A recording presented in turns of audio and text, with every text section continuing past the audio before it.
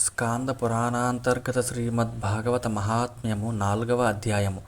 భాగవత స్వరూపము, ప్రమాణము, శ్రోతల వక్తల లక్షణములు, శ్రవణ విధి, మహాత్మ్యము. శౌనకాది మహర్షులు వచించరి. మహాత్మా సూత మహర్షి, అపూర్వమైన భాగవత మహాత్మ్యమును మీ ద్వారా వినగలిగితిమి. మీరు మాకు పెక్కు మంచి విషయములను తెలిపితిరి. మీరు దీర్ఘాయుష్మంతులై వర్ధిల్లుచు పెద్ద కాలము మాకు ఈ విధముగానే ఉపదేశములను చేయుచుందురుగాక. మహానుభావ, శ్రీమద్భాగవతం యొక్క స్వరూపము ఎట్టిది? అందలి శ్లోకములు ఎన్ని? దానిని వినవలసిన విధానమేమి తెలుపుము. అట్లే ప్రవచనము చేయువారి యొక్క శ్రోతల యొక్క లక్షణములు ఎట్టివి? దయతో వివరింపుము.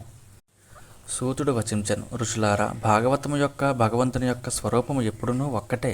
సచ్చిదానంద స్వరూపుడైన భగవంతునకును భాగవతమునకును ఏమాత్రము భేదము లేదు.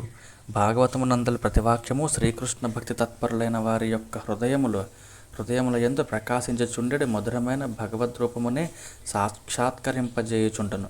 అందలి ప్రతివచనము జ్ఞానమును, విజ్ఞానమును, భక్తిని, తదంగభూతములైన సాధన చతుష్టయమును ప్రకాశింపజేయును. అట్లే అది మాయా మోహమును రూపుమాపును అని గ్రహింపుడు. భాగవతము అక్షరమైనది, శాశ్వతమైనది. దాని స్వరూపము అనంతము.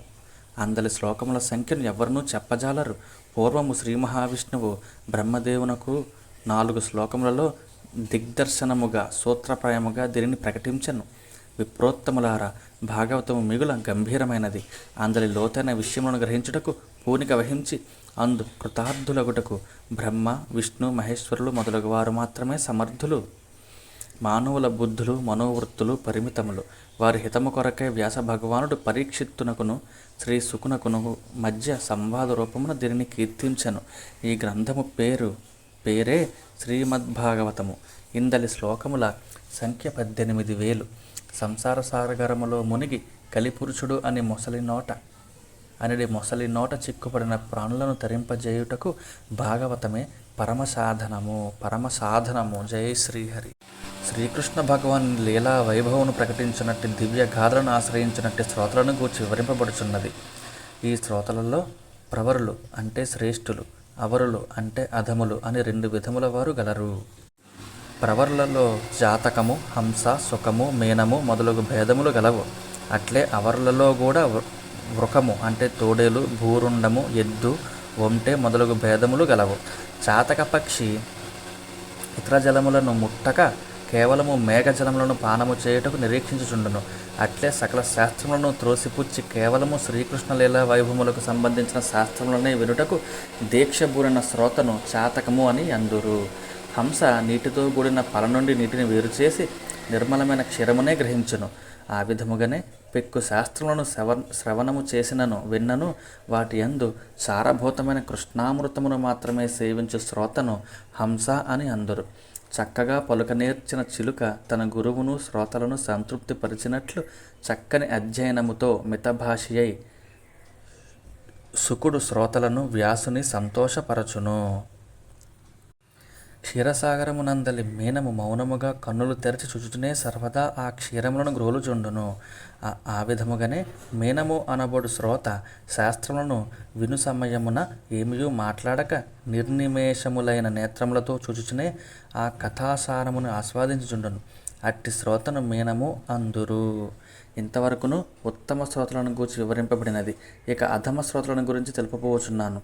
అరణ్యమునందు మధురమైన వేణుగానమునకు ఆకర్షితములై పారవశ్యముననున్న జింకలను భయపెట్టుచు తోడేలు అంటే వృకము బిగ్గరగా కోత పెట్టుచుండును, అరుచుచుండును. అట్లే మూర్ఖుడైన శ్రోత కథాశ్రవణ సమయమున సారభూతమైన రసామృతమును గ్రోలుచు పరవశించుచున్న సహృదయులను ఉద్విగ్నపరుచుచు మధ్యన గట్టిగా మాట్లాడుచుండును. అట్టి శ్రోత తోడేలు అనబడును. హిమాలయ పర్వత శిఖరమునందు భూరుండ జాతికి చెందిన పక్షియుండును. అది ఇతరుల నుండి వినిన నీతివాక్యములను యథాతథముగా వల్లివేయుచుండును. కానీ వాటి నుండి ఏమీ లాభపడదు. అట్లే అధముడైన శ్రోత తాను వినిన ఉపదేశ వచనములను ఇతరులకు ఉన్నది ఉన్నట్లుగా బోధించును, అంతేగాని వాటిని ఆచరింపడు. అట్టి శ్రోత భూరుండము అనబడును. ఎద్దు తన ఎదుట ఉంచిన మధురమైన ద్రాక్ష పండ్లను చేదు ఫలములను సమానముగానే భక్షించును, అంతేగాని ఆ రెండు విధములకు పండ్లలో గల తీపి చేదు రుచులను తెలుసుకొనగల శక్తి దానికి ఉండదు.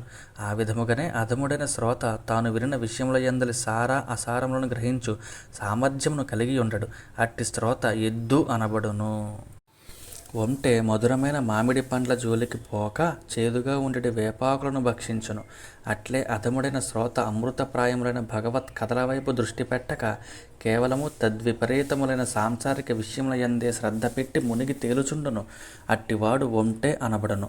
పైన పేర్కొనబడినవేగాక శ్రోతలలో ఇంకను ప్రవర అవర భేదములు గలవు. శ్రోతల ఆచార వ్యవహారములను బట్టి వారిని భ్రమరము, గార్ధమము మొదలగు పేర్లతో గుర్తింపవచ్చును. భ్రమరము పువ్వులలో మకరందములను మాత్రమే ఆస్వాదించును. అట్లే ఉత్తముడైన శ్రోత ఇతరుల నుండి మంచి విషయములను మంచిని మాత్రమే గ్రహించును. అధముడైన శ్రోత గాడిద వలె మించిన బరువులను మోయిచుండనే గాని వాటి యుక్తాయుక్తములను పట్టించుకొనడు. ఉత్తమ శ్రోత ఉత్తమ శ్రోత వక్త ఎదుట నిలిచి ఆయనకు విద్యుక్తముగా ప్రణమిల్లును. ఇతర సాంసారిక విషయములను త్యజించి కేవలము భగవంతుని లీలా కథలను వినుటకు ఇష్టపడను. నిపుణమతితో వాటి సారాంశములను గ్రహించును. అతడు వక్తకు శిష్యభావమున శిష్యుని వలె వినమ్రతతో చేతులు జోడించి ఉపదేశములను గ్రహించును. అంతఃకరణమునందు శ్రద్ధ విశ్వాసములు కలిగి వినిన విషయములను పదే పదే మననము చేసుకొనుచుండును. తెలియని విషయములను గూర్చి సమనీయముగా ప్రశ్నించి తెలుసుకొనును. పవిత్ర భావముతో కృష్ణ భక్తుల ఎడ ప్రేమతో మొసలుకొనుచు మాట్లాడును. విజ్ఞులైన వక్తలు అట్టి వారిని ఉత్తమ శ్రోతగా పేర్కొందురు. ఇప్పుడు ఉత్తమ వక్త యొక్క లక్షణములు వివరింపబడుచున్నవి. అతని మనస్సు నిరంతరము భగవంతుని యందే లగ్నమై ఉండును. ఎట్టి లౌకిక వ్యవహారముల యందును అతనికి అపేక్ష ఉండదు. అందరి ఎడ సుహృద్భావముతో మెలగును. దీనుల ఎడ కృప కలిగియుండును. పెక్కు రీతుల యుక్తియుక్తముగా తత్వబోధ చేయుటలో అతడు నిపుణుడు. అట్టి వక్తను మహాత్ములైన మునులు కూడా గౌరవింతురు. బ్రాహ్మణోత్తములారా, భారతదేశమునందు శ్రీమద్భాగవత కథా సుధను సేవించుటకై ఉండవలసిన విధులను తెలిపెదను వినుడు.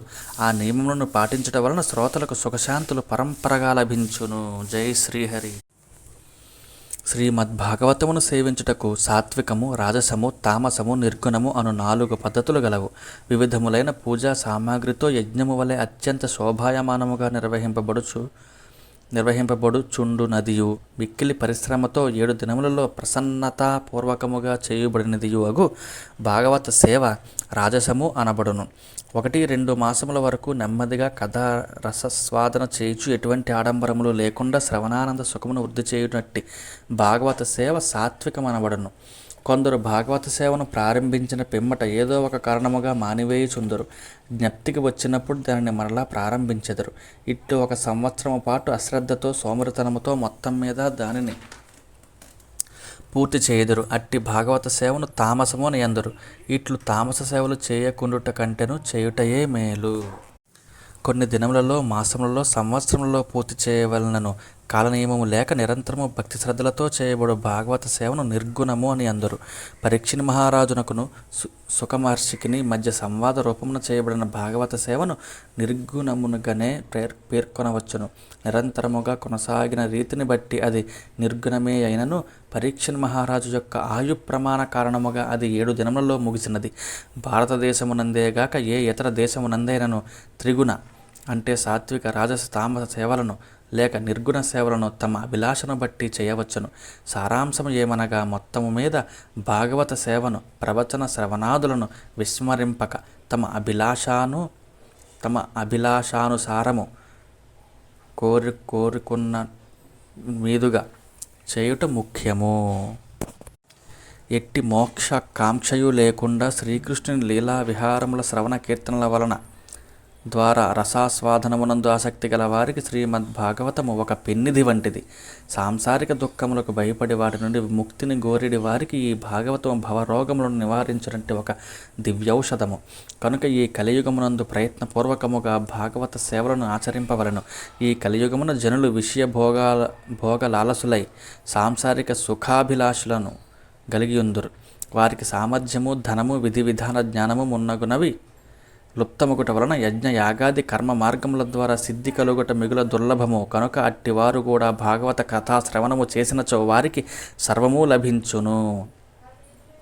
శ్రీమద్భాగవత కథా శ్రవణము వలన ధనము, పుత్రులు, భార్య, రథ, గజాస్వాది వాహనములు, యశస్సు, గృహములు, నిష్కంటకములైన రాజ్యలాభములు కలుగును. జై శ్రీహరి. సకామ భావముతో భాగవతమును సేవించిన వారికిని ఇహలోకమున కోరుకున్న సుఖభోగములన్నీయును లభించును. అంతేగాక అంత్యమున కడకు శ్రీహరి పరంధామమునకు చేరుదురు. జై శ్రీహరి. శ్రీమద్భాగవతమును సర్వస్వముగా భావించి దాన్ని సేవించు వారికిని తత్కథా శ్రవణమునందు నిరతులైన వారికిని తమ శరీరము ద్వారా ధనము ద్వారా సేవలు వనర్పవలెను. యథాశక్తి సహాయపడవలను. అట్టి మహాత్ములను సేవించిన వారికి భాగవత ఫలములు అబ్బును. కోరికలు 2 విధములు. శ్రీకృష్ణ భగవానుని ఎడ భక్తి కలిగియుండుట, ఐహిక సంపదలపై ఆసక్తి కలిగియుండుట.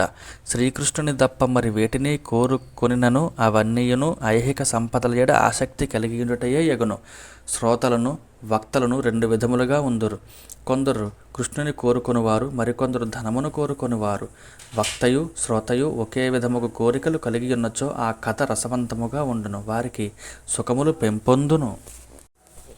వక్త శ్రోత ఈ ఉభయుల ఆలోచనల్లో భేదమున్నచో ఆ కథ రసాభాసమగును, ఫలహాని జరుగును. కానీ ఇరువురును శ్రీకృష్ణునే కోరుకుని వారైనచో ఆలస్యముగనైనను వారికి ఫలసిద్ధి కలుగును. ధనార్థుల విధి విధానములు పూర్తయినప్పుడే వారికి సిద్ధి లభించును. శ్రీకృష్ణుని కోరుకుని వారు గుణహీనులే అయినను వారి విధి విధానములలో లోపములు ఉన్నను వారి హృదయములలో కృష్ణభక్తి ఉన్నచో అదియే సర్వోత్తమమైన విధి విధానమగును. సకామ పురుషుడు కథా సమాప్తి వరకు సావధానుడై స్వయముగా విధి విధానములనన్నింటినీ పాటింపవలెను.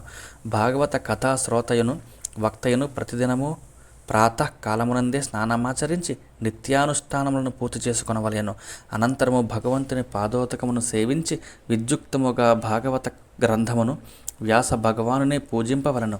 పిమ్మట అత్యంత భక్తి శ్రద్ధలతో శ్రీమద్భాగవత కథా ప్రవచన శ్రవణములను చేయవలెను. ఈ విధి విధానములను ఆ ఉభయులను సమానముగా పాటింపవలెను. వారు ఇరువురును భగవంతునకు నివేదించిన పాలను గాని పాయసమును గాని మౌనముగా సేవింపవలను. బ్రహ్మచర్యమును పాటింపవలను. భూమిపై శయనింపవలను. క్రోధ లోభాదులను త్యజింపవలను.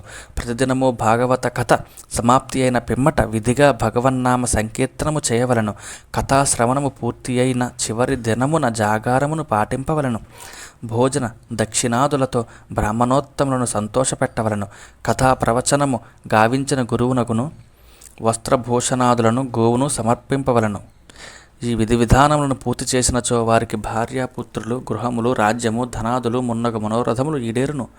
భాగవత కథా ప్రవచన శ్రవణాదుల యందు భగవంతుని ఎడల అనన్యమైన ప్రేమ కుదురుకొనుటయే ముఖ్యోద్దేశముగా ఉండవలను. కానీ సకామ భావముతో లోక వ్యవహార రీతిని అనుసరించి చేసిన భాగవత కథా సేవనము అంతగా శోభింపదు.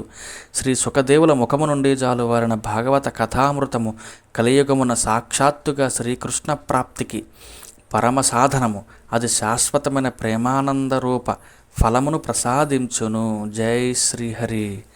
ఇది శ్రీ స్కాందే మహాపురాణే ఏకాశీతి సహస్ర్యాం సంహితాయాం ద్వితీయే వైష్ణవఖండే శ్రీమద్భాగవత మహాత్మ్యే చతుర్థోధ్యాయః. శ్రీమద్భాగవత మహాత్మ్యము సమాప్తము.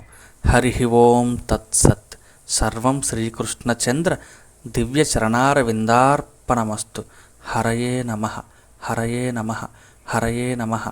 సర్వం సంపూర్ణం మంగళం మహత్. శ్రీమద్భాగవత మహాపురాణము చదువుకునే అదృష్టము ఆ శ్రీకృష్ణుని దయవలన, శ్రీమన్నారాయణుని దయవలన, శివయ్య దయవలన, దుర్గమ్మ దయవలన, విఘ్నేశ్వర స్వామి దయవలన, కార్తికేయ స్వామి దయవలన, సూర్య భగవానుని దయవలన, శ్రీ వెంకటేశ్వర స్వామి దయవలన నాకు కలిగినది. ఈ శ్రీమద్భాగవత మహాపురాణము చదువుకుని అర్థము చేసుకున్నట్టుగా ప్రయత్నించుచున్నాను. మీ కృపతో శ్రీమద్భాగవత మహాపురాణమును చదవటము నేర్చుకోవటం కూడా ఈ రోజుతో పూర్తి అయినది. మీ కృపతో ఈ సంవత్సరమే 2025లో ఇంటి నిర్మాణ నిమిత్తము ఒక ఖాళీ నివేశన స్థలము నా పేరు మీద రిజిస్టర్ కూడా అయినది. అంతా మీ కృపే. ఒక స్థలము నాకు పేరు మీద రిజిస్టర్ అయినది. మీ కృపతోనే మనశ్శాంతితో ఆరోగ్యంగా జీవిస్తున్నామంటే కారణం మీ కృపే. శ్రీకృష్ణదేవ శ్రీహరి నమోస్తుతే. జై శ్రీహరి శ్రీహరి శ్రీహరి.